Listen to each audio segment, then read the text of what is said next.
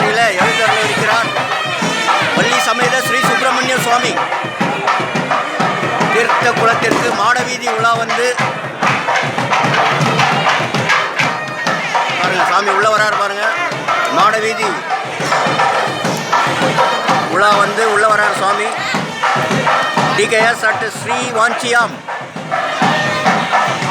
இதெல்லாம் நேரில் பார்க்குற பாக்கியம் அவர் வாஞ்சிநாதர் மனசு வச்சா மட்டும்தான் முடியும். அதுதான் சிவன்கிட்ட ஒரு பெரிய ஒரு மகிமை. அவருடைய அருள் இருக்கணும். தாய் தந்தையர் செய்த புண்ணியமும் நாம் செய்கின்ற முயற்சியும் ஸ்ரீ வாஞ்சிநாத சுவாமியை நேரில் காணும் பாக்கியத்தை பெறலாம்.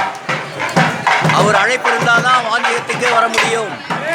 யமதர்மன் சித்திரகுப்தர் வணங்கிய திருத்தலம், திருமால் வணங்கிய திருத்தலம்.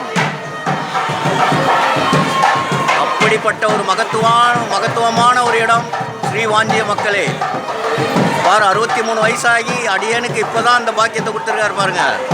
அந்த முக்தி அடைகின்ற அந்த தருணத்தில் தான் ஸ்ரீ வாஞ்சியம் வர முடியும்.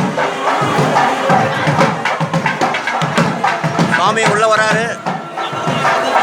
வள்ளி சமேத ஸ்ரீ சுப்பிரமணிய சுவாமியானவர் மாடவீதி உலா வந்து திருக்குளத்தில் எழுந்தருளி கொண்டிருக்கிறார். இதெல்லாம் நேரில் வந்து காண்ற பாக்கியம் எல்லாருக்கும் கிட்டாது. எல்லாரும் புண்ணியம் செஞ்சிடணும். புண்ணியம் செஞ்சிருந்தால் தான் ஸ்ரீ வாஞ்சியமே வர முடியும். அப்படிப்பட்ட பாக்கியம் ½ அன் ஹவரில் டிகேஎஸ் கிடச்சிருக்கு. இன்னும் பிரம்மாண்டமாக உள்ள வராரு பாருங்க. வள்ளி சமேத ஸ்ரீ சுப்பிரமணிய சுவாமி.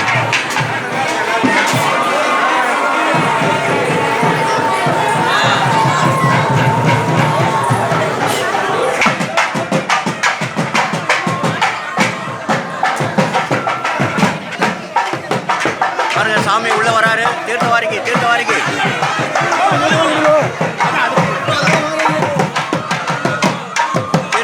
உள்ள வந்து கொண்டிருக்கிறார்.